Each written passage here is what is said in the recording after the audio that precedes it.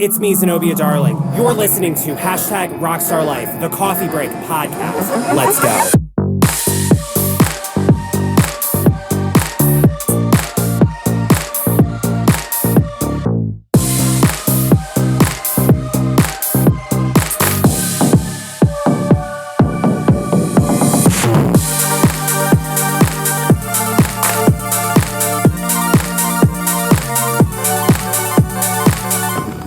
Where the hell's my cold brew at?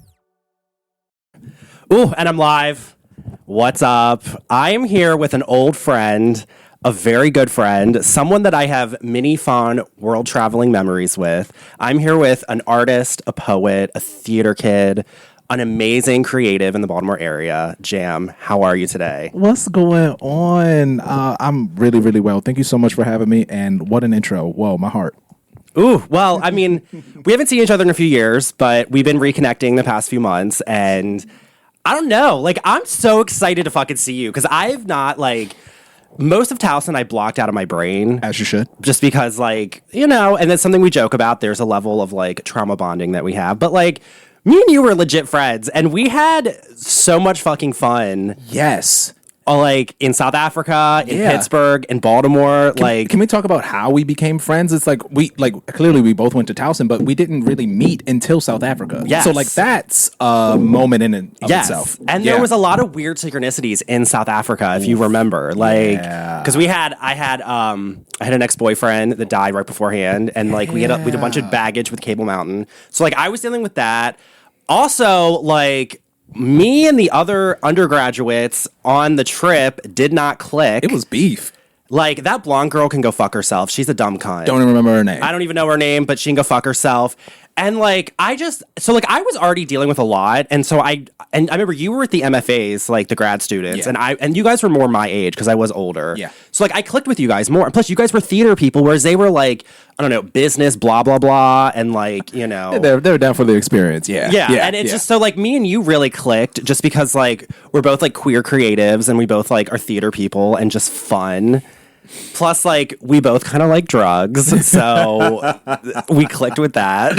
and the paranormal activity and making it all make sense. Like, you know, our artistry, the business, our experiences. And it's like, hey. And you're like, hey. And I'm like, hey, what's up? And just clicking there across seas before even, like, really clicking in the States. Yeah. That's how I always remember that. Yeah. Yeah. Because, like, I remember, like, we were touring the jail. Paranormal hotspot. I remember picking up on shit, and I forget who it was. Like, I think it might have been Jared or someone. He was in one of the cells, and I like walked in, and I was like, okay, there's not a good energy in here. And he was like, you feel that? And I was like, fuck yeah. Straight up. I got sick the day after. I remember that. I remember really, that. Really sick, and I was in the hospital. Yeah. That was a time I wasn't even considering like protecting myself energetic wise. Again, I was down for the experience, and I still am. You know, like I got to experience something before. But yeah, when you brought that up, it reminded me that was the day I got sick. I was in the hospital for like 2-3 nights. I think it was Daisy. I went back and I did research on who that woman was. Her name is Daisy DeMecker, and she was like a serial killer who like was a black widow and killed like all 5 of her husbands by poisoning. Yeah, she tried it. Because guess what? I'm alive. That's what. Oh, I forgot about that. You were in the hospital and everything. Straight out. I said, B, what is going on? But I survived, and then we went to, it was like, that was Joburg. Yeah. Then we flew over to Cape Town. I said, you know what? I'm back, baby. And then it was my birthday. I forgot about that. It was. Celebrated my birthday. That was the 2-5. I remember we were trying to find weed. Couldn't. Got on fucking Grinder. Do you remember that? And Dude, like I did it. Yeah, like you got on Grinder. We found some like weed, and like I couldn't help but make jokes. I was like, "This is laced with shit."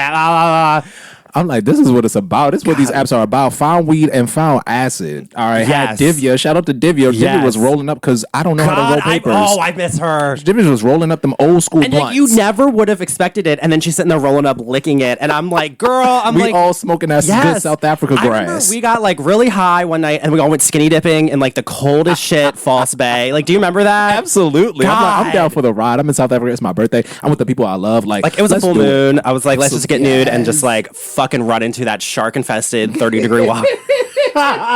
So ritualistic and so beautiful. Like, wow. Yeah. And that was your second time in South Africa. That was. And that's like, just lets me know, like, being connected to that land, to the people, like, something about that place. And I'm looking forward to returning and going back. But yeah, that was my second time. I definitely want to go back. It's like, it's still one of my favorite places I've ever been. We got to go. South Africa years. Let's go. Where Tyler, make me sweat, make me walk. I love her. I love her because she just reminds me of South Africa. And she reminds me of all the beautiful people there. Beautiful people. Oh my God. Beautiful. Ooh. Well, I was a bit of a slut in Cape Town. Ooh. Weren't we all?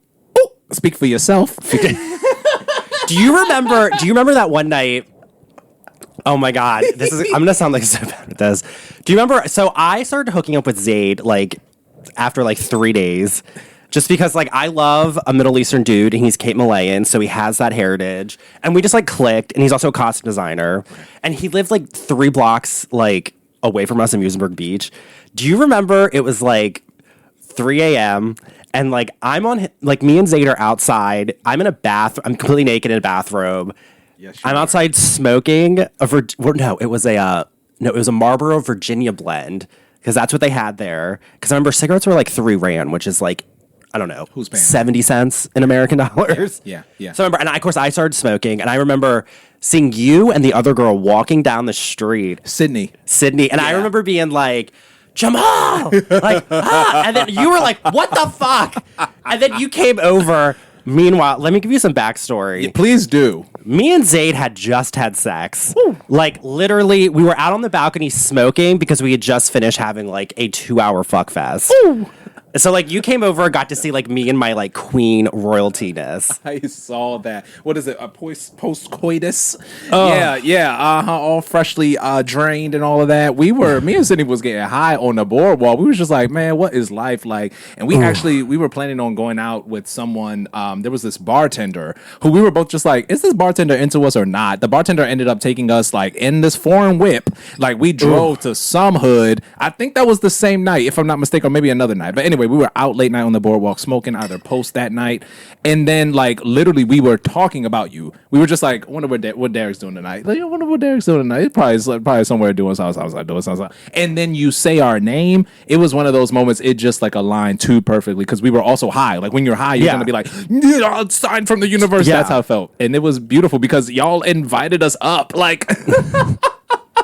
And I just remember being there, and I'm just like, oh, I'm a queen. Like, I think I was also stoned too, and I'm like, but what are the chances? I'm like walking down, I'm like, okay, what are the chances at 3 a.m. I'm looking down the street and there are 2 people that I'm with this trip with, like, and let us up into your crib. That's another. Yeah. Like, you could have just saw us and been like, hey, what's up? Like, ooh, but no, you were just like, come up into the palace, into the castle. And we were just like, let's okay, go. Cool. Let's go. We were so there. Me and Sid, I remember like sitting in it was like apartment studio or like a one bedroom, and we were just. I remember like there were huge fashion magazines, and I was just like, this is a bachelor's pad. Zayd like, is a queen. Like, absolutely. And like so we still are friends on Facebook, and I saw where he's like he grew his hair long, and like I know he's engaged with some guy now, and like go ahead, we love it. I don't know, he's still doing his thing, but absolutely. I'm like, damn, good for you. But I remember he's like a fucking queen. Go ahead, shout out to Zayd. Yeah, shout out to Zayd. God. Oh, yeah, what a night. Oh God, those memories. I love it. And then I remember like I know there's so many memories from that. Please bring them back. Please, like we were just talking beforehand and saying like there was a lot that I just like completely like flushed out from 2019. That was 2019. It was top of 2019. Yeah, like a lot I just like flushed out. And then I remember it was just like warm. I just remember beautiful. Just like not like I had to deal with a lot because like I was feeling very much like I could tell that like my persona, my stage presence, and just my like superstar was not clicking. And like, so I had to kind of deal with that because it was kind of like the same way I had it in high school with a lot of the undergrads where I was like, oh, you guys are not getting me like at all. And I'm over this. And I'm like, not your crowd. And, it wasn't. Force you to be more introspective. I get that. Yeah. Do you say that like that sort of memory? I mean, obviously it triggered a memory of yours, but would you say that kind of like helped you in a way? Like since then, like did you find a kind of It definitely made me realize that like I need to. I can't help but be myself, and I need to remember that. I need to remember, like, go more into it. Like, if it's not for them, they can fuck off. They're boring people. Absolutely. And look at you now. I'm sitting here in the home studio, decked out in your art, and it's so beautiful. And you're doing the damn thing. Yes. Yeah. I mean, I still do theater. I mean, I'm a performer, but like, art's my favorite thing. No, for sure. And having that time in South Africa to kind of like lose yourself or like lose your identity or persona, it does force you to like understand and culminate. Like, I've built this character for Zenobia, for example. Like, I've built this character for a while, and it's not clicking here, but maybe in this geographical location, maybe I just need a little reset. You know, I love a good little reset. And kind of figure out where she stands in my life and where, like, now, like, she's on the podcast. Like, she was on the news. I heard you say, quote, and this might be a little misquote, but I'm paraphrasing, like, Zenobia Darling saved your life. She did. When I heard that, I said, I know that's right. Yeah. I mean, like, I talked about this before many times, but, like, with my trauma that I've experienced, like, I created when I was 8, and, like, to kind of heal from it, like, to survive before I dealt with it, I had became her. And, like, I will say, like, she definitely came out in South Africa because she was, like, you know, I was around people that reminded me of high school, which was one of the most traumatic times of my life. Yeah. And I'm like, fuck it, I'm going to fucking be her. And I could tell the more I put her on and the more that I shone, like, had that light project out, the more triggered people got around me. And I kind of was like, by the end, I was like, fuck it. Like, look at me. Yeah, look at me. I ain't hurting you. You ain't hurting me. Trying to understand me. But, you know, they weren't in that mindset. They were in their business economic bag. They're just trying to, you know, get through, get the grade and go and get on. But then, you know, you realize who you are versus who they are. Positionality, roles that we're And then playing. I remember, like, there's also the weird synchronicity. Do you remember the Cupid exhibit? Please jog my memory. She was that drag queen at the District 6 Museum that had a salon in District 6. And District 6 is that area in Cape Town where, like, the apartheid government forced all the colored people out for living, and they never did anything with it. No. So basically they, like, bulldozed people in their own homes. I don't remember, but shout out to QB. Yeah. Shout them out. She's going to be the cover art of this thing because I'm like... Oh, good, Although I found a picture, it was me, you, Sydney, and someone else. You can clearly tell we're fucked up. What? In South Africa. Like, you can clearly tell we are fucked up on that African grass. And like, so it might be that too. I don't know. Hey, shout out to QB. My bad. Stone. Just, you know, straight up just living my life and feeling comfortable. If you ever see me, you know, quote this, hold up. If you ever see me messed up somewhere, just know I'm super comfortable. You know what I mean? If I'm super sobered up, I'm not. Like, I'm just like, I got to get out of here. So, but I was comfortable wherever I was then and looking messed up. So, yeah, it was good people, good company, and good space. Yeah. Shout out QB. My bad. We were fun. But, like, I just thought that was ironic because, like, what's the chance that we're seeing, like, an art exhibit of a fucking drag queen here? Like, absolutely. I mean, because, like, the Art of Drag at Gallery 220 I did last fall was directly inspired from that. That's incredible. And the politics, and you briefly talked about that too with your interview.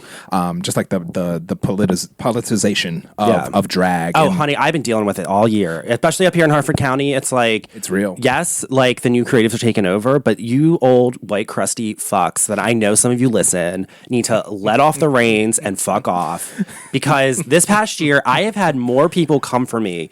So like.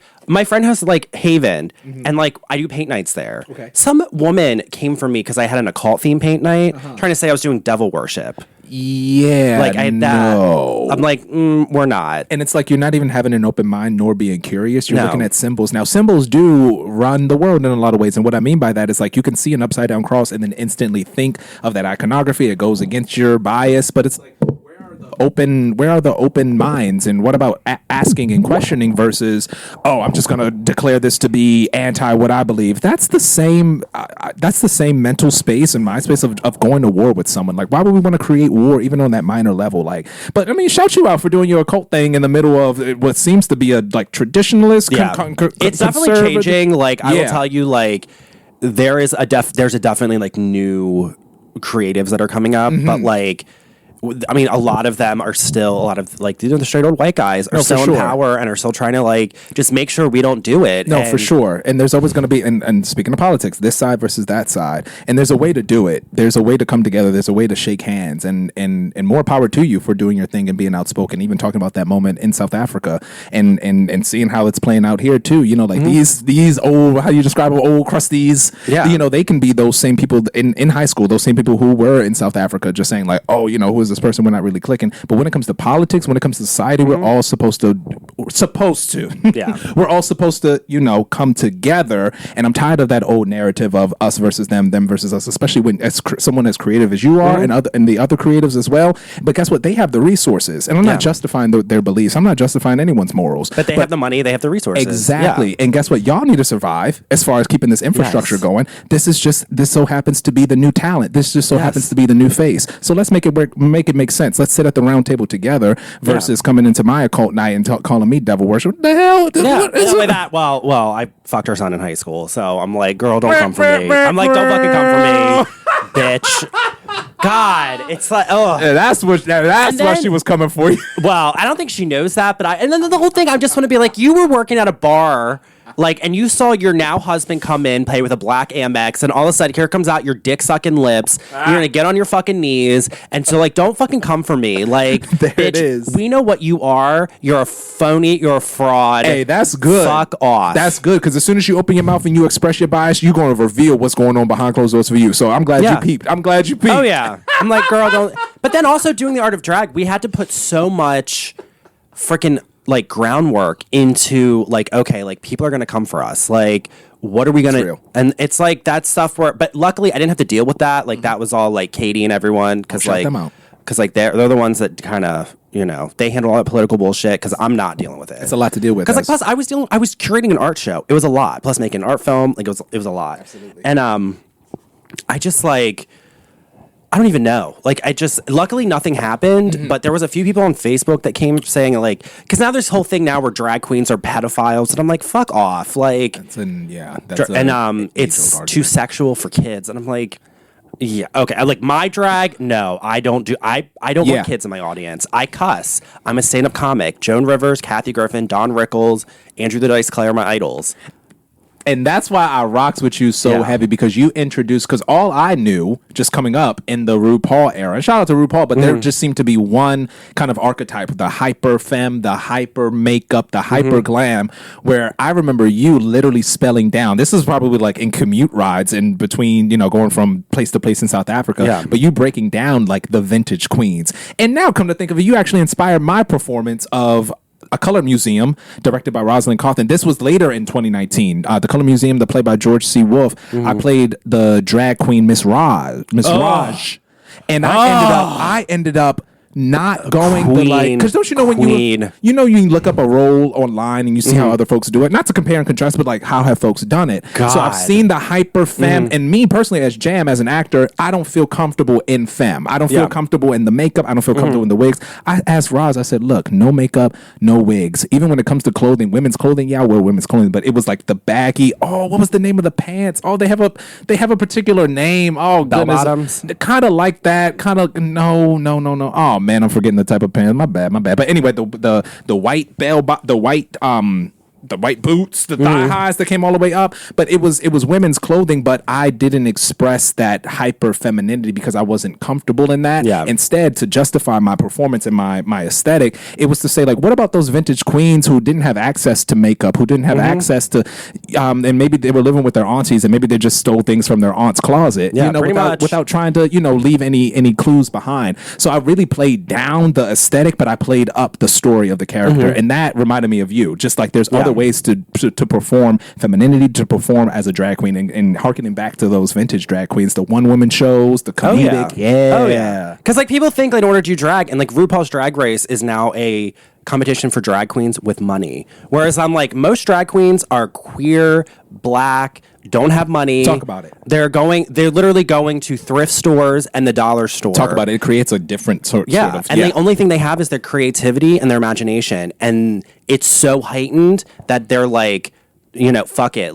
I'm going to do this thing. And I don't care if I look unpolished. That's and they kind of, and it's one of those things where it's you see that, and then you see these drag queens with money, and I'm they don't I was watching Drag Race, like the new season, and I'm like, I can't watch this because I'm like, these people are too polished. Like, this is not drag. Like, if you watch Paris is Burning, you watch any Andy Warhol film, you watch any of the old school queens, they're unpolished, they're messy. Yeah, they look fucking gorgeous, but they don't have money. And it's like, people forget that. People think to be a good drag queen now, you have to have money. And it's like, that's not what drag's about. Yeah, standardizing performance. Yeah. And there's so many standardizing. Yeah, it's like, here we go again, standardizing art in the art world, visual art world, standardizing theater and performance. There's one way to be an actor. It's like the Hollywood version of drag. It's like, come on now. Yeah. And it's like, we're good. Like, I'm good. Like, RuPaul, like, love him.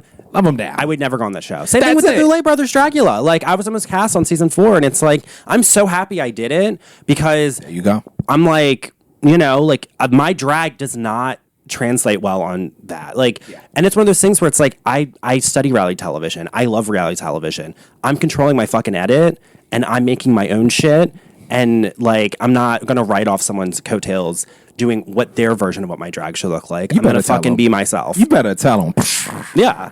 And like at the Art of Drag, like, so I made an art film, and like also I experiment with like boy Zenobia because I'm like, Zenobia is a fully thought out theater character. There's a girl side, and there's like, I would say the trash fag behind her.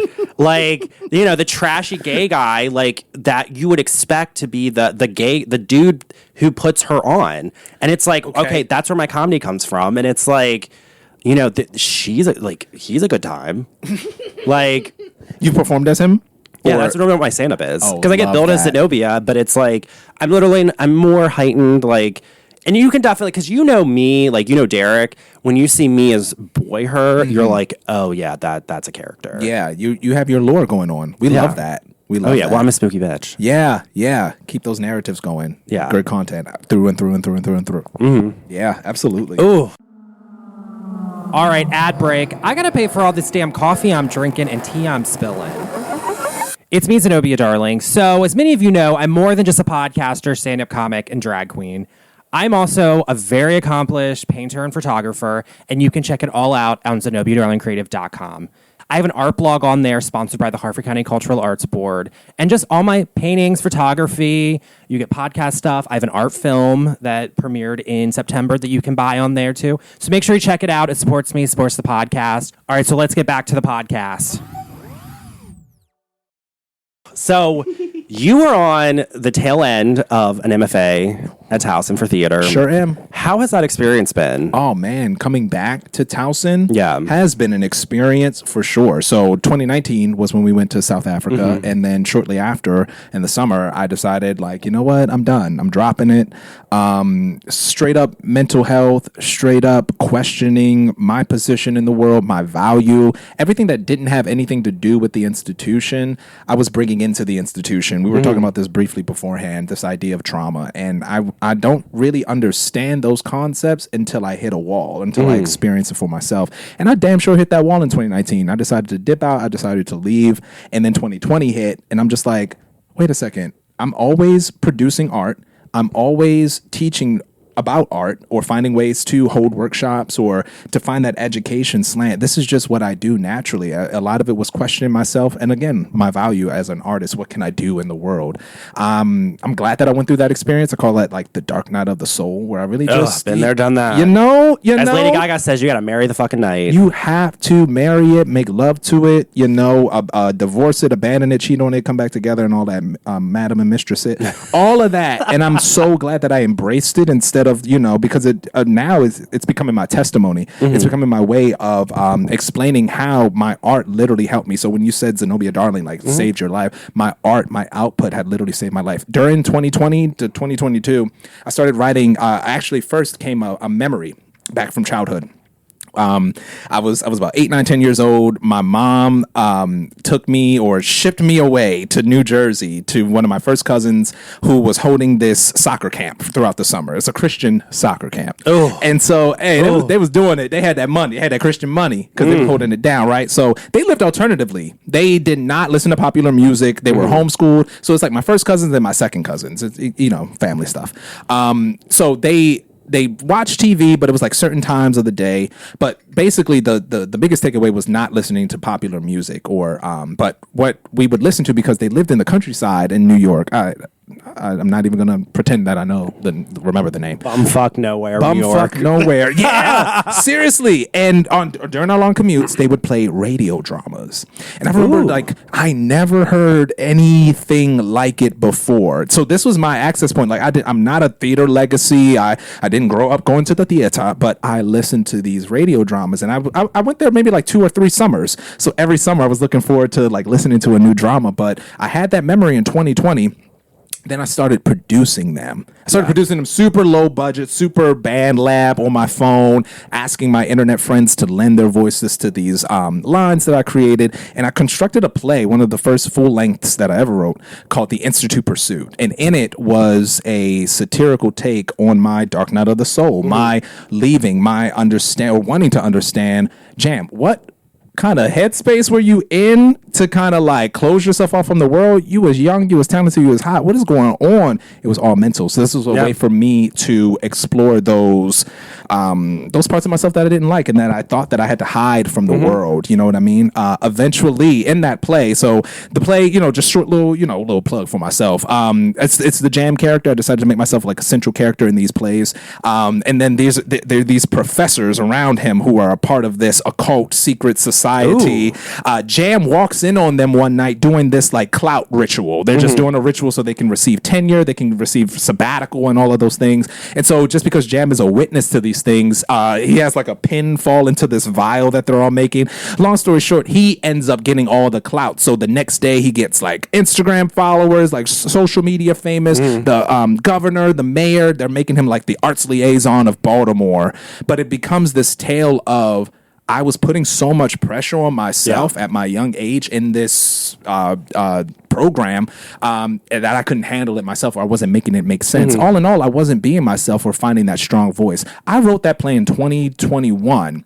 2022, I put it out just on streaming sites, YouTube and whatnot. I got the funny idea to go back to Towson. Now, this was like a huge reckoning for myself. I'm just like, man, I done wrote this letter saying like, man, F this place, F this institution. I call people out. I got real personal. That was me then. You know what I'm saying? So it was, it happens. It happens. And we were talking about that too, like this institution. But what helped me was to take accountability first. Now, I'm not saying I'm not protecting the institution nor the people in it at all. However, for me to be better as a person, because I still got it going on, I know I have to take accountability first. I walked up in that office with Robin Quick and Steve Sada.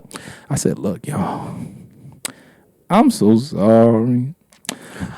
That's my bad, y'all. I want to do this so bad. They was looking at me. They said, Jam, we want you. I said, all right, let's make it happen. And so I came right back and I decided to do the program over and 2 years because it's a 2-year program. I do it all over again because I just wanted to completely... You wanted a fresh start, almost. Yeah. Fresh start. And I came in with a very strong idea that I was practicing from 2020 to 2022. And this is this idea of mythologizing. It's a devised theater devised to make theater out of nothing. It's kind of like theater therapy. I love it. No, it's exactly that. And it started out as it was concocted in a Tim Miller workshop. Shout out to Tim Miller King. And mythologizing was a way for me to, because my mom has always done social work, health social work, women's, Latinx social work, and particularly people living with HIV and AIDS. So I always thought of my work how it can be therapeutic in that way, and to give people, because there's that stigma, which is a narrative, which is a standard. How do we standardize these folks, these people?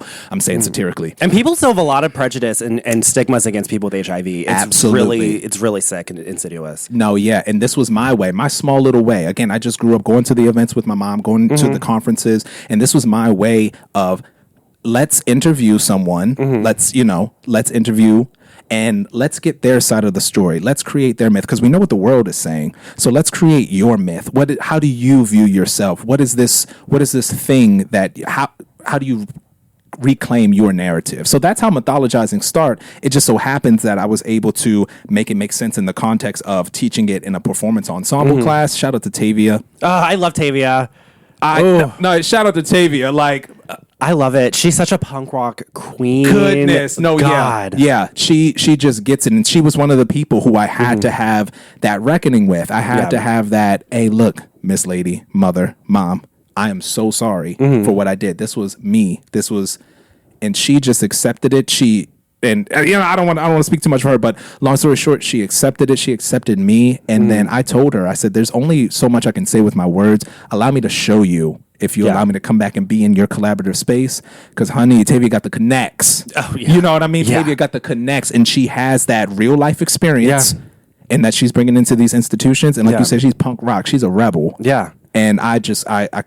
That's what I like about her. And I found this out in South Africa because I was like, oh, wait a minute. I'm like, you're kind of like a street rat like me. I was like, and I say that with like a lot of respect because it's like there's something about people that like have that street smarts and the book smarts, and I'm like.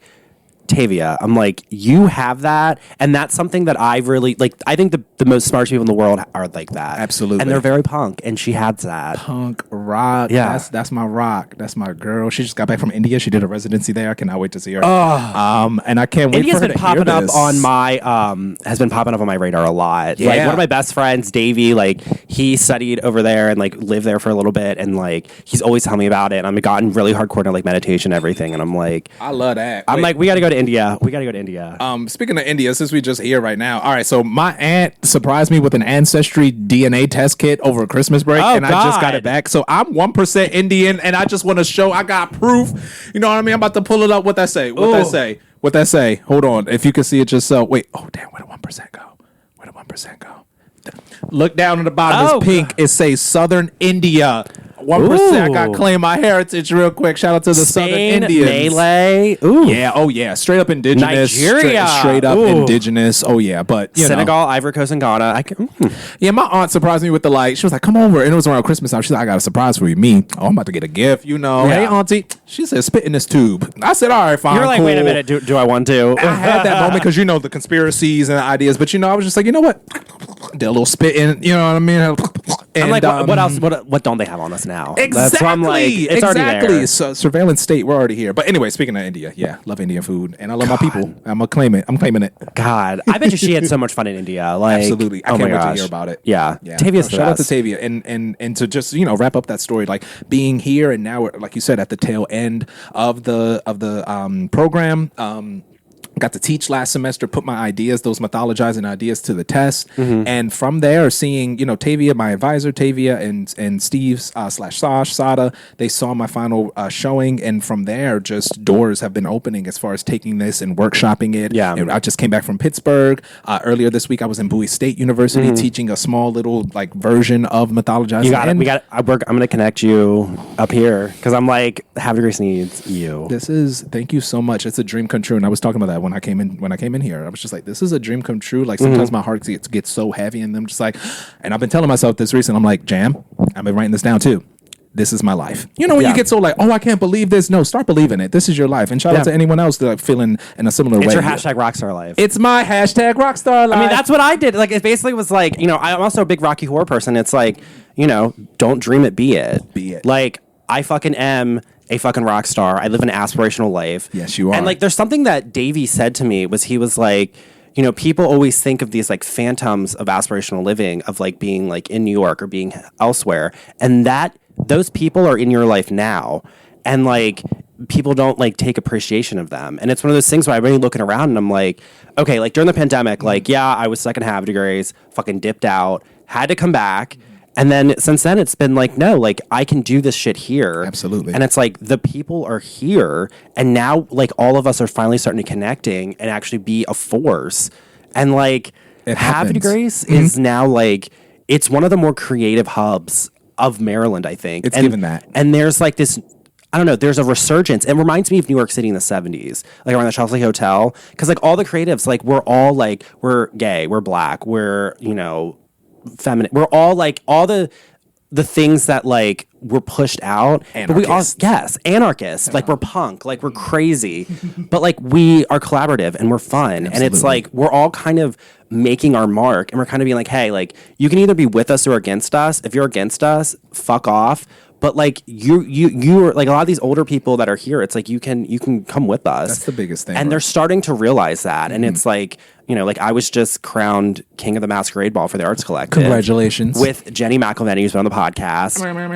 Amazing. And it's like, think about that. Like 2 queer people. Like Jenny is a, black lesbian. Me, my drag faggy self is up there. And it's like, and it's like, I love that word. It's Me like, too. I'm like, I've been called that so much in my fucking life. It's like faggy. It's my favorite word. Yes. And it's like, I love being a little extra like that. Cause like, it also makes, just because, like, I get a sick pleasure out of making, like, straight white guys uncomfortable. Whoa. So I kind of be like, okay, like, I already know you're thinking I'm a fag. I'm like, watch this. You have no idea. Yeah. I'm like, you have no fucking idea. Shout out to all of y'all, because this is how history, her story, our story, mystery is made. Like that analogy that you made to early New York. Like, yeah, make that boom right here. Yeah. Make it happen. And I'm glad you persevered, and I'm glad the next person persevered. I'm glad you all stuck through it, especially through 2020. That's when people like, let go of their dreams. You know what I mean? A lot of people. Yeah. But then on the flip side, a lot of people, discovered their passions, and then for folks like us, we just went hard with that, even like leading up to like 2016, 2017, 2018. I don't know for you, but for me, it's like questioning myself super hardcore. I'm in a sort of industry, but I'm just like, I want to do it my own way. And like when that shift hit in 2020, it's like freight train, you just go straight forward. And that's what I'm getting from the collective here. And I'm so excited to meet the folks here in HDG. Oh, hell yeah. Is it Harvard Grace? Harvard de Grace. Yeah. All right, because I'm glad you said that now, because I was saying Harvard de Grace. I don't want to be. I don't need HDG. Y'all to, okay, I'll just say I that. just say HDG. HDG, because I don't need y'all booting me out. I just got here. Yeah, no, you're one of us. You're fine. Hey, Harvard. Okay, so that was, I don't know, like, God, we've been talking for a half hour. Woo. This is rolling along. So, like, let's talk about pop culture. Woo. Because you're someone who, I remember always listening to Nicki Minaj with you. Nicki. I remember listening to her old mixtape. Wait, this is what I was having trouble finding. You were playing me Nicki music, but it was her billed under a different name. Nicki Mirage. Oh, Nicki Mirage. That's it. Yeah. Because I was like, is that it? Like her true name? Because it's Anika Anika Tanya Mirage. Yes. Yeah. Oh, shout out to Nicki. But it's funny because you listen to this music, it's like, there's Nicki in there. Absolutely. There's little pieces, and it reminds me of theater. She's a theater kid. You know what I mean? Like Nicki, Gaga came out on the pop scene at the same time, and it's like knowing their background is like why I stuck with these artists so much. Gaga because of is their like. I was just watching the Monster Ball last night. Whoa. I was having like, I don't know, like just having some moments, and I was like, I'm gonna fucking turn Gaga on and just sit there and watch her bleed. It was the Monster Ball taped in 2011. Fuck yes. Fuck yes. Go back to like go back to it. Go back to that like really, really great performance art. And Nicki brought that performance factor to an industry that I was most familiar with, like rap industry, hip hop culture, and doing something completely theatrical and doing something completely zany and quirky. I remember it's the 5-star the song is called 5-Star Chick Remix, and it's featuring Nicki, it's featuring Trina, it features Gucci Mane and Yo Gotti. The Yo Gotti's on the song. Yeah. When I did not know who this person was. This was probably like 2009. And I'm like, I remember like leaving. This is a time when like remember like the big flat screens. Like not only were they like big and flat, but they were bulky in the back. We had one of those in the living room. I was like leaving out the house. I remember the premiere of the video on 106 in Park, and I remember like Nicki in the video, but I thought she was a video vixen. I'm like, she looked good, got the ass, got the. And I'm just like, all right, she cool. But then she ended up rapping at the very end of the song. So I'm just like, oh, she raps. Completely different from everyone else. She ends her verse, and I'm gonna theatricalize it right now. She ends the verse. She's like, "Ask Lil Wayne who the 5-star bitch is." Then she pulls her wig apart and just like goes like this for like a good beat. I'm back with the earphones, but like she just does this for like a good beat. And ever since then, she has the quirkiest face, and she looks like a clown, like clown theater. Yes. And I'm just like, I love her. I'm obsessed. Ever since I remember her. It was like the Bedrock song. I remember being like, wait a minute, and then she was on Monster, and that lyric, that verse in Monster is legendary. Goodness. But I remember being like, wait a minute. I was like, there's something else there. I'm like, she's way more theater. And there's also something about theater, like the occult, like the spooky, the monster. Yeah. And I'm like, I fucking love that, like demon clown shit she does. She's not afraid to go there. Yes. When she did the Grammys, Exorcism, when she did that and then got blacklisted or like, backlash and all that for I that. love that shit. That's what I love about Gaga. Like her Art of Darkness. Like there's something like takes it there. Yeah. Takes it there. So we have to go there, yeah. Have you had any experience with the paranormal? The experience every day. Because I realized, I was like, we haven't talked about the paranormal. I'm like, we touched on it, but I'm like, yeah. Every damn day. I'm like, have you interacted with people these days? Everything seemed paranormal, just interacting with the world. No, that's very true. That is very true. Like in a particular sense where like I'd had no explanation for it, like that kind of paranormal. I remember, can I talk about it? When we were in South Africa, you actually, this isn't recent. Should I go back to South Africa? Yeah, go back. I remember my father passed when I was 2 years old. And I remember being, we were in the apartment room. I forgot about that. I remembered that. Now, Yes. that's something I remember because you gave language to something that I could not, or at the time I did not know how to articulate. Yeah. And you spoke about the paranormal so nonchalantly, so just like it is what it is, and I'm just like clutching my pearls like and it had something to do with the presence of my father being there. He was there in the room. I remember that. A lot of, even talking about earlier, like the trauma that I was, dealing with going into the institution before, a lot of that tied in to the times that I was, during that time, what I was grappling with and didn't really have words for. So I remember when you said it so plain, you were just like, yeah, he's here. And I remember just being like, my whole world stopped. And then I remember the door opened and shut. Oh, yeah. Do you remember that? Oh, yeah. Because I remember I was like, wait a minute. Were we on anything that night? No. I think we were on weed. Probably. But like, we were watching something. Or just talking to each other. I think we were making movies with our minds. Yeah, that's very true. We were doing something. We were doing something. But I remember that because like I remember like my psychability. Like I was into it, but like I was still not owning it fully. Yeah. And like I also knew that I like could communicate with the dead, and like I could, and I've always wanted to be a ghost hunter, and like. It was there, but I kind of was like, I don't know, I didn't fully have confidence in it. But I remember with that moment, I was like, yeah, your dad's here. Like, I can feel him. He's on the balcony. He's in here. And I remember the fucking door opened and closed. Bro. I remember you were like, what is that? And I'm like, just it was him. Really owning that. And nowadays, like, I'm the paranormal thing. You know what I mean? Yeah. Like, I'm the alien. I'm the supernatural walking through the world right now. That's how I feel. So that's my most recent. It's just like really living in this moment of things aligning, what we were talking about earlier before, and me being able to fully own it. And then also, like how you said, owning my edits. I feel like I'm owning my edit of my life. Yeah. I'm owning my masters. Mm-hmm. I'm owning this thing. So I feel like that's super paranormal. I'm being like a paranormal being, just living my dream because like, hey, so many people counted me out, including myself, myself being my first hater. So me using an using alchemy to transfer my mental, the things that I deal with mentally, my past trauma, and really alchemizing that into some gold, into some moolah, into some creating a legacy with others as well. So that's my paranormal. Ooh, I love it. I love it. Shit. God, I forgot about that in South Africa. That was pretty, That sparked me. That helped me on my personal journey a lot. So I want to say thank you. Yeah. I appreciate that. For sure. Because I always say, like, the spirit world, like, they use me a lot to like communicate, and I just kind of opened the door and just kind of like, okay, come through me. And absolutely, I remember that your dad did come through, and you use it for good, and we love that. You know what I mean? Like you got a lot of people, darkness. Got a lot of people online using that shit for darkness, trying to get money out of people. Oh, fuck all that. Fuck all that, girl. People they got motherfucking trauma just because you got a fucking tarot deck and you know a little bit about crystals and jib. You casting stones on other people. Fuck. And I'm like, you're doing witchcraft, and you don't know like that shit going fire. Yeah, they don't know how to do the shit. I'm like, I know how to protect myself. I know how to do it for good, and I'm like, there you go. Shout out to all the tarot energy readers and astrologers online doing it for God. Spirit shout out for all of that. You know what I mean? So anyway. Ooh, all right. So back to Nicki. To Nicki. So what have you listened to Pink Friday 2? Pink Friday 2. Heavy on it. Overweight. Bitches ain't eating. Worried about overweight. One sub kill 5 bitches. Ocean Gate. Like, yes, I'm here. I'm here for the lore. Like she created lore. I love it. She created a world. It's the best. It's incredible. She's the best. You know what I mean? Yes, I've listened to Pink Friday 2. I was listening to Pink Friday 2 on my way here. Hype myself up.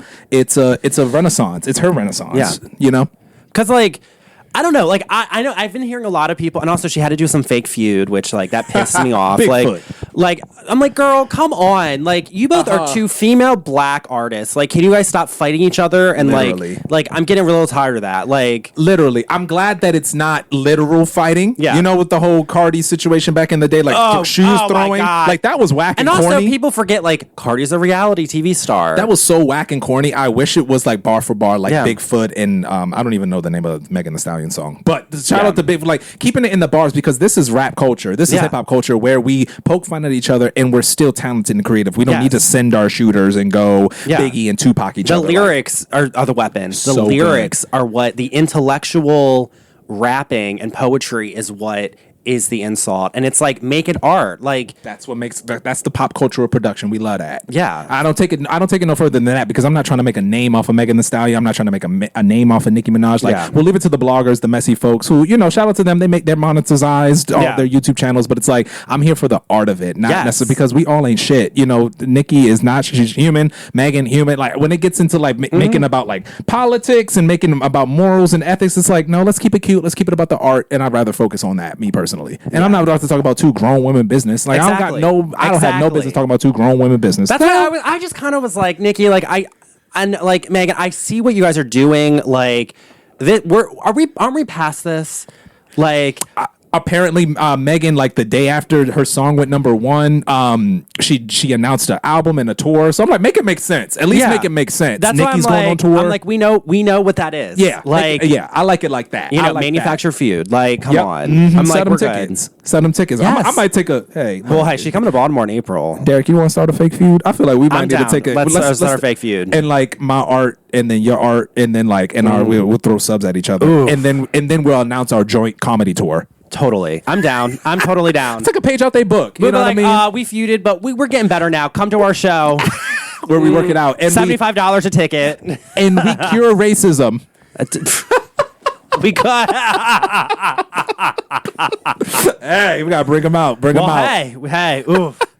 But no, shout out Nicki. Yeah, I mean, she's the best bitch doing it. She still is, and that's why like a lot of the gossipers and the bloggers are mad, because she still has the stats, she still has the talent, and by me studying her again, like studying her as we study artists, as we study great artists, living and in the past, she's exposing the tactics of the industry. She's exposing. I learned through Nicki. I learned what a 360 deal was. I learned about publishing. I learned about owning your masters through Nicki by her rants that folks call, crazy. Oh, her Instagram live rants are the best. And like, she's not afraid. Like, this is what I always tell people. It's show business. You have to have a good business sense to be a creative in this entertainment economy and this capitalistic world we live in. Absolutely. And so many people have been taken advantage of in the past. Even our greats, James Brown, Elvis Presley, Michael Jackson, the Beatles. They've all been taken advantage of financially. These artists living today. Nicki takes from Jay-Z, who takes from and so they're teaching us about the business of the business. It's just we have this counter media response of like, oh yeah, and they're crazy and delusional or something. They make it personal where it's like, it's not even that deep because we all got issues. You wouldn't want nobody exposing your tea. Exactly. But that's the other, I'm like, and people don't want to talk about business, and I'm like, talk about it. I'm like, please do. Own your masters. Like, I get everything for the podcast. I own the copyright too. I own that all. And if I'm just going to say this on record, go ahead. Some motherfucker wants to come for me, I'll see your ass in court. It's as simple as that. Boom. And I'm the judge. Judge Judy that shit. Judge Jam. Judge Boom. Bring in the dancing lobsters. Oh, God. Oh, can we talk about Amanda Bynes? How is she? Girl.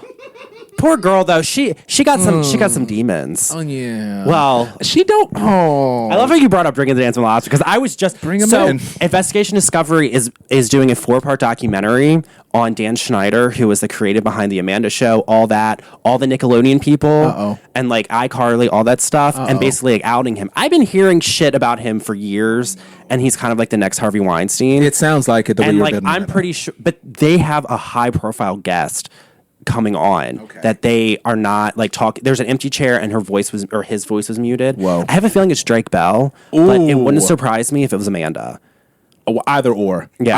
Amanda, give her damn reparations. You know what I mean? She's one of the best child stars. Don't ruin our childhood just for whatever means and gains you were trying to get out of it. Dan Schneider, like, damn, like all of these like people are getting exposed, but it's like we have these folks who inspired us. Amanda Bynes inspired me. All of that, Amanda Show, come on, and it just again it exposes the industry. Again, these are the most talented folks, but they became, and I hate for lack of a better word, victims of the bigger industry because they are just poor working class people like us who so happen to to have a talent and a gift, Yes. just trying to make it, and then they just become the victims of this scheme that's just gone years and years. But we're here to abolish that. You know what I mean? We're here to expose that. We're here to like let go. And sunlight is the best disinfectant. And I'm like, when this shit, it's all coming to light. I was like, Dan Schneider, I remember when Me Too happened, I was like, okay, he's coming down. I was like, he's one I've been hearing about. Damn. So finally, like 4 years later, it finally happened. Damn. There's one more I'll tell you off mic who I'm waiting for. Damn, I hate to hear it, but hey, like, free Amanda Bynes. Yes. Hey, if we got a free Amanda Bynes. Although she had a podcast that only had one episode, she apparently was with some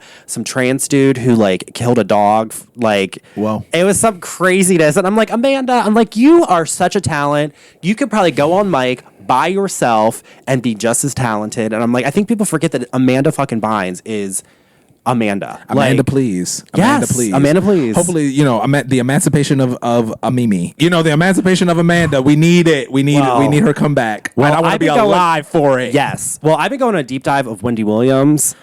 She just had a documentary drop. It's coming out in 3 weeks. Oh. I'm counting down the days because fucking Wendy Williams is my... Like, when I did The Art of Drag, afterwards, I premiered the movie. I did a Q&A. I'm out there in a wig, in full drag, with a mic, and I was doing, like, Q&As, and I kept holding the mic, and I was like, I fucking feel like Wendy. I was like, I fucking love Wendy. Shout out to Wendy. Shout out to Wendy. Well, Shout I've out to talked Wendy. about Wendy a lot Wendy on this ain't podcast. shit. She the best. Wendy ain't shit, but when it comes to that hosting shit, like, she held it down. She's a hustler now. No one can do what Wendy says. No one can do what she did. Gotta give her flowers, but she ain't shit. But, everyone... Yeah. But I've been going down the Wendy rabbit hole, and I found a YouTube compilation of like 2-hour-long clips. It's like a 2-hour-long video of her clips reading Mariah Carey. Send to me, please. And God, Send it's them to so me, funny because please. Wendy's like, well, we all know that Mariah got a tick. Jesus. And I'm like, holy shit, Wendy. What the hell? Who makes you like, certified credited to even talk about people in this way? I'm like, Wendy, do the pot or the kettle? Because we all know you got a tick. Exactly. You got a tick and a taco. Like, what's wrong with you? Yikes. Well, I mean, at the same time, Mariah got a tick, though. Oh, we know that. We know that. But Mariah's Mariah. Mariah's Mariah. Mariah gonna sing. Yes. What you gonna do, Wendy? See,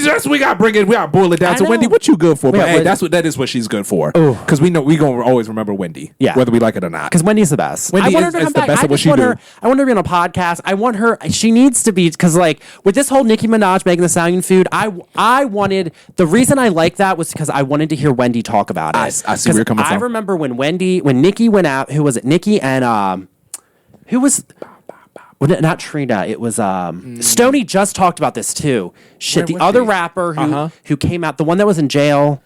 Remy Ma. I remember when Remy Ma and Nicki Minaj got into a feud, and Remy like slammed Nicki. It's crazy. Yes, It was I remember crazy. Wendy talked about it, and and I'm sitting there, I'm like, and like with the whole Cat Williams thing, I wanted Wendy to talk about that because I knew Wendy would be the only one to talk about it because she didn't give a fuck. Because she's not. That's a good point. She's not part of the Hollywood machine where they're like, oh, we're not gonna address this. Wendy's like, no, fuck it. This is what happened. Absolutely. You know what? Free Wendy. I like your argument. I like that case and right that's there. What, like, free we Wendy. need people like that. Absolutely, and like, we do. And Wendy's a drag queen. Like, she's a fucking drag queen. She is. It's like, because these people, it's like, people want to sit there and cancel these people, and I'm like, fuck it. Like, we need Wendy. We need people like Joan Rivers and Kathy Griffin. They try to We silence need them. the picture. We need the people who are willing to go there. Absolutely. And to do that stuff and to call this shit out. Absolutely. And yes, they may not be the most politically correct and they might cross the line, but we need those people. We need raw, unfiltered, unabashedness, and I feel like that's you, and I feel like that's me. I'm practicing that, being able to talk about politics in a non-biased way. I'm soft launching a radio show of my own, the capital BO and boom, live public radio show, and having that live aspect to it, the dramatic feature. But also, I want to learn to talk about politics. I didn't grow up talking about politics at the dinner table, and to have the privilege to age and mature, I want to learn how to talk about it. But it's like as soon as you open your mouth about something, it's like you're taking a side. But it's like, what about let's look at the entire system as it is. Did we ever think about that? So there's something I'm practicing for myself. But there are the greats who've done it before. The Joan Rivers, the Wendy Williams, who just don't give a But they gotta learn their way too, because it's like they got silenced and all that. There's a way to do it, but I feel like that's us now. That's how we're set up right now. We are the new the new voices that are gonna be unfiltered. Well, that's the thing. People don't know how to talk about politics, and that makes me really sad. Because it's like anymore, it's like, oh, it's us versus them. Oh, everything is so heightened, and it's like, and they're also getting their media from very biased places. Absolutely. Like. Absolutely. Like Fox News is not the news. CNN is not the news. It's really not. The View is not the news. It's a view. It's that view. It's one view. And not only that, Joy Behar, Sunny Hostin and Whoopi Goldberg get PR press briefings daily in the morning from the White House and the Vice President's office. What? So it's like, that's called state media. Literally. I'm like, that's how it works. That's incredible. So that's why I'm like, these people want to sit there and like say like, oh, well, on The View. That's not news. That's tea. That's propaganda. That's tea. I'm going to have, and being at Tufts University, I'm going to have reaching out to different departments, different, programs. There's a student, a poli-sci student who I work at the library with, the circulation desk, and I want to bring her on and talk about how do we get folks to even begin talking about politics. We started to have like draft out a little outline, and it was basically, she broke that down.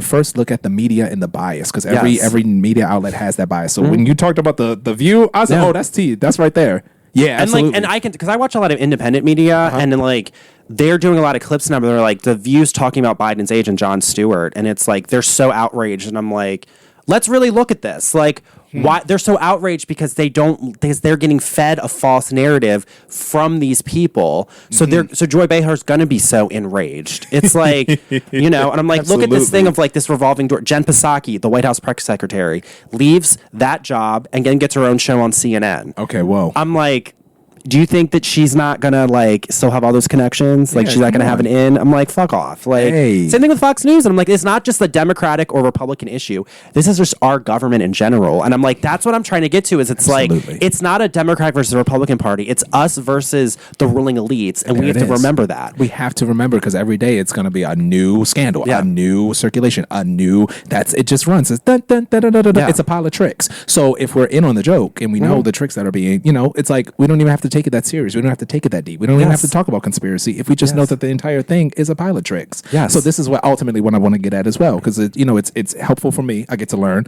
and then who knows who's watching? Yes. You never know who's watching. You never know who's listening, and I've had so many random people come up to me like, "Oh my god, I love the podcast," and I'm like, wait a minute, you listen to the podcast? I love that for you. Yeah, I love that.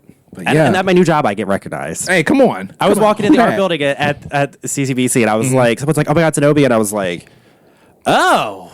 Yeah, you was about to whip out the wig or something. Yes, I'm not Zenobia now, but I'm like, yeah. But I can be for hire. What's up? So getting back to South Africa real quick, what did you learn about apartheid during studying there? Because like I remember I had such a reckoning with American politics, with just race and everything being over there, and kind of how apartheid shifted. Yeah, how recent it was, because apartheid ended in 1994. That's the year I was born. Yeah. So it's like, wait a second, something's not. So it's like everything that I learned about in the textbook about the civil rights era, learning public education in the States, and then being there and knowing that happened not too long ago. The same idea of segregation happened not too long ago.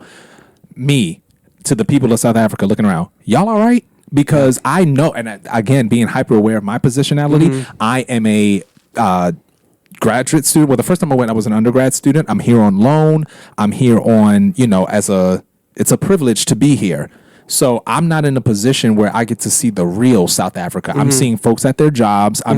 So I'm glad that we did have those moments to connect with, real South Africans to really get the tea on what's going on. And you can see it, like when you leave the airport and go towards the city, you can see the shanty towns. You can see the shacks literally you can see the stark difference between the suburbs and the shanty towns. Literally 10 houses. And then a few blocks up, you're going to see your nice suburban home. And I'm just like, do you remember Musenberg Beach? Remember, because we were only, a kilometer from Capricorn Township. Yes, kilometer. And straight up, like, you couldn't see it. It was like the shanty town. Like, that's where it's like the township the Butterfly Project was. Yeah. We stayed 10 blocks from it on the beach in Musenberg.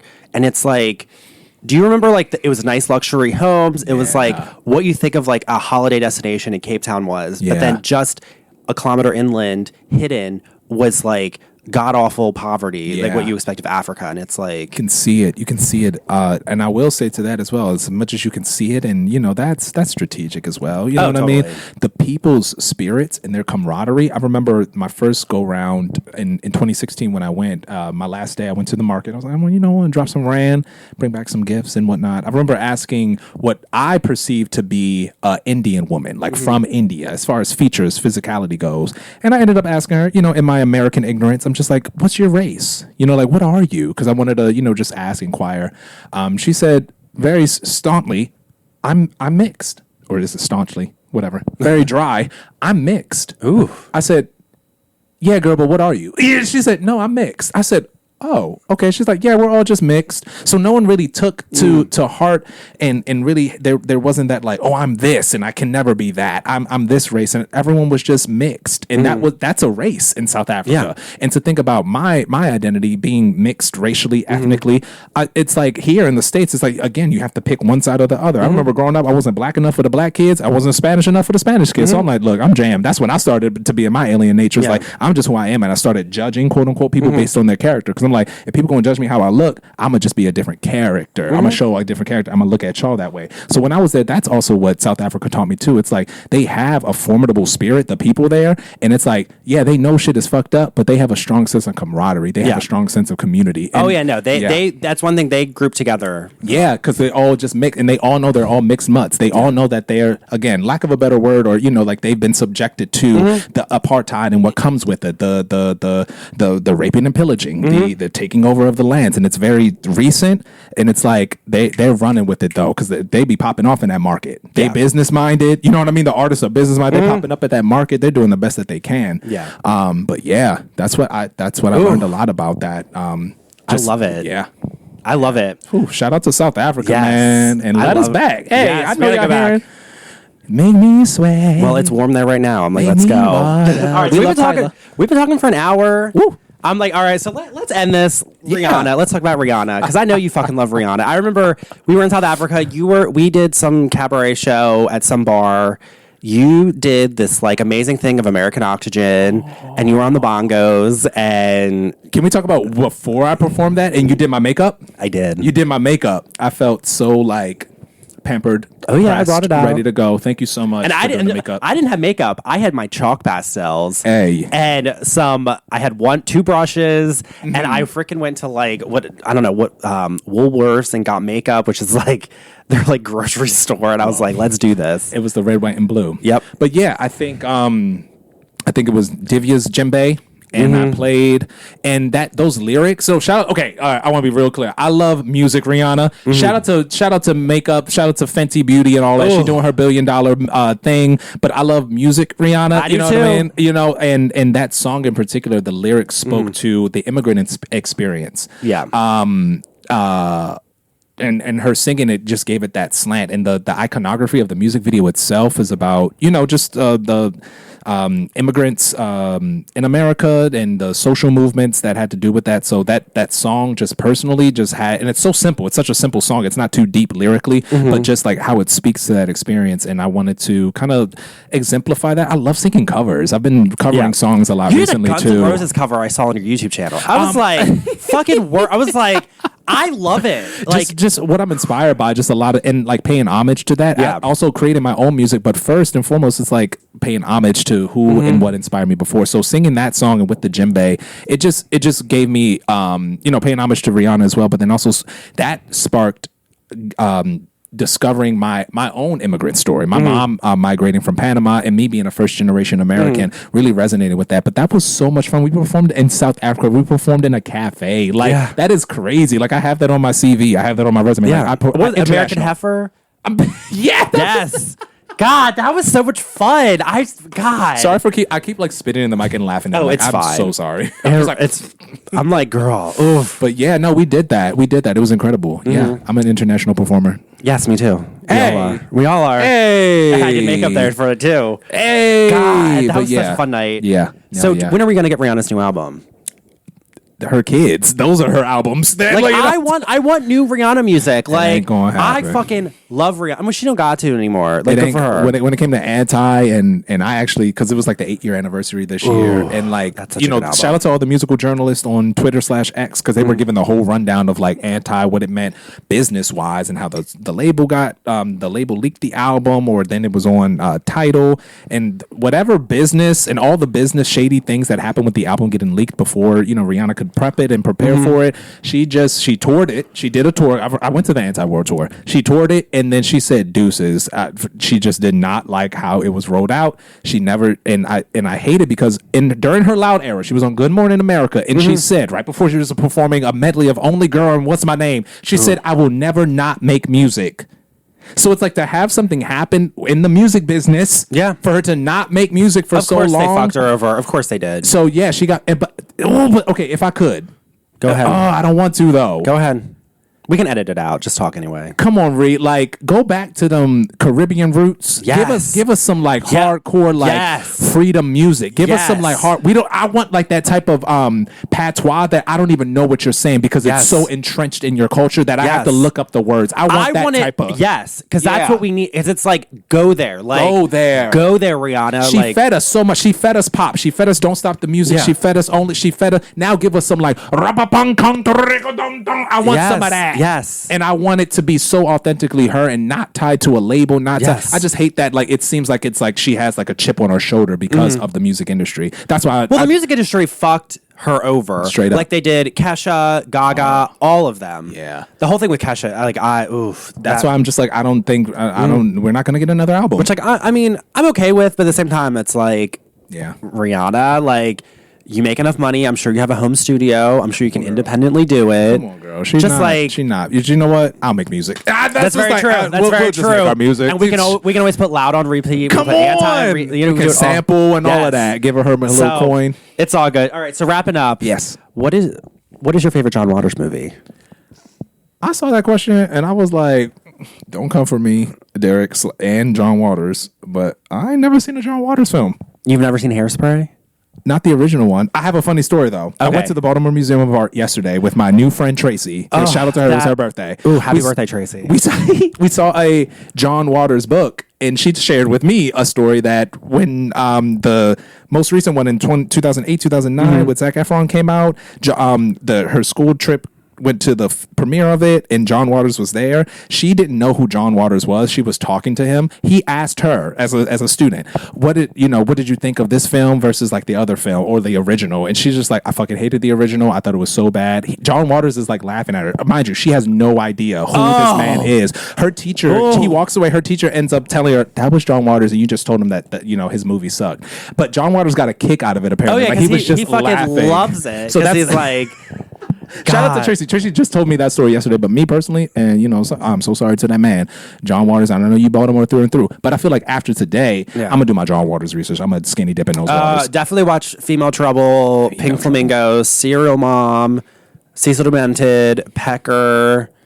Just watch them all. We're gonna run this back. John Waters is the best. No, John Waters is a legend. But also because I always say people because people think of Baltimore as like The Wire. Like that's what people in LA think. Mm-hmm. And I'm like, there's more to Baltimore than that. And it's like my Baltimore is more John Waters. Absolutely. And shout out to that man. I just been so entrenched in my own work and like thinking about myself. But you got again, I love paying homage to the greats, you know what I mean? So let me do I'm focused on me right now. Museum of Art, like he had an exhibition that he curated, like God, this is right before the pandemic that I saw that was like fucking fabulous. Like, shout out I John think Waters. The bathrooms are named after him. Yeah, the gender neutral ones. Oof. Shout out John Waters. I love it. John Waters, Jam Boom Boom. I see. All right, and because this is a coffee break, what are you drinking right now? Yeah, you got some? No, you're drinking rooibos tea. I'm drinking rooibos tea. Yeah. Is that like a euphemism? Like, what am I drinking? Or like, is that a metaphor? No, but I mean, like, what is your Starbucks or Dunkin' order, or your independent coffee house order? OMG. Do you drink coffee? I don't. I was like, because you're so high energy. I'm like, I don't think he draws during coffee. I don't drink coffee. He's naturally high on life. I take a pre-workout in the morning, like a pre-workout little mix, and then I just let that last for the day. Yeah. But I do not drink coffee. But if I am drinking like anything for energy, I'm going to sound like such a soccer mom / baseball dad. Anything with electrolytes, like, oh God, I thought you were going to say like a fucking Red Bull or Monster. No, I know I sound so lame and corny. But like that's the energy that keeps me going. Like, so like, what's your pre-workout?